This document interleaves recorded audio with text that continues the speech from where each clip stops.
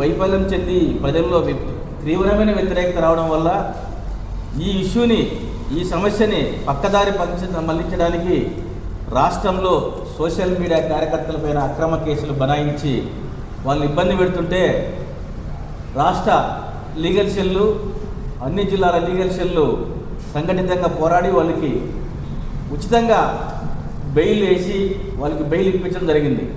దీనికి నాయకత్వము రాష్ట్ర అధ్యక్షుడు లీగల్ సెల్ మనోహర్ రెడ్డి గారు నాయకత్వం వహించి అన్ని జిల్లాల్లో న్యాయవాదులను కోఆర్డినేషన్ చేసుకుని ఎక్కడ పార్టీ కార్యకర్తలపైన అన్యాయం జరిగితే ఆయన స్పందించి రాత్రి పొగలనకుండా పనిచేస్తున్నాడు.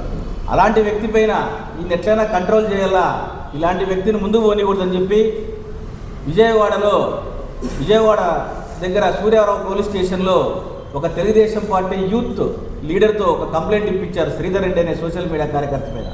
ఆ సోషల్ మీడియా కార్యకర్త శ్రీధర్ రెడ్డిని పట్టుకొని పోయి ఆయనతో కన్ఫెషన్ స్టేట్మెంట్ రికార్డ్ చేశారు.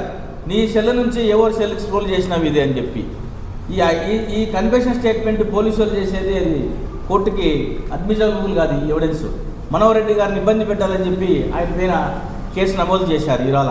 ఎందుకంటే ఎక్కడైనా అన్యాయం జరిగితే లాయర్లు ప్రశ్నించుకోకుండా మా రాష్ట్ర అధ్యక్షుడిని పైన కేసు పెట్టడం జరిగింది. దీనిపై మేము తీవ్రంగా అన్ని జిల్లా లీగల్ సెల్ అధ్యక్షులు లీగల్ సెల్ సభ్యులు తీవ్రంగా ఖండిస్తున్నాం. అలాగే పోసాని కృష్ణమురళి పైన కూడా నిన్న శివరాత్రి పండగ ఇన్ని రోజులు వాళ్ళు వెయిట్ చేసి ఈరోజే కంప్లైంట్ ఇచ్చారు.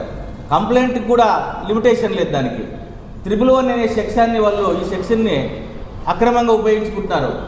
ప్రతి ఒక్కరిపైన 111 ఆర్డినరీ క్రైమ్ కింద క్రైమ్ కడుతున్నారు. ఇది చాలా అన్యాయము, దారుణము.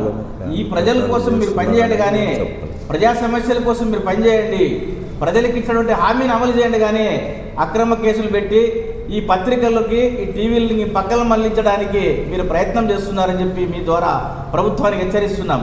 ఏది జరిగినా కూడా అడ్వకేట్స్ మేమందరూ ఐక్యంగా ఉండి వైఎస్ఆర్ కాంగ్రెస్ పార్టీ కార్యకర్తలపైన కానీ ఎవరైనా ప్రజలపైన అన్యాయమైన కేసులు ధరిస్తే మేము వెనుకుండి పోరాటం చేస్తామని చెప్పి మీ ద్వారా తెలియజేస్తున్నాం.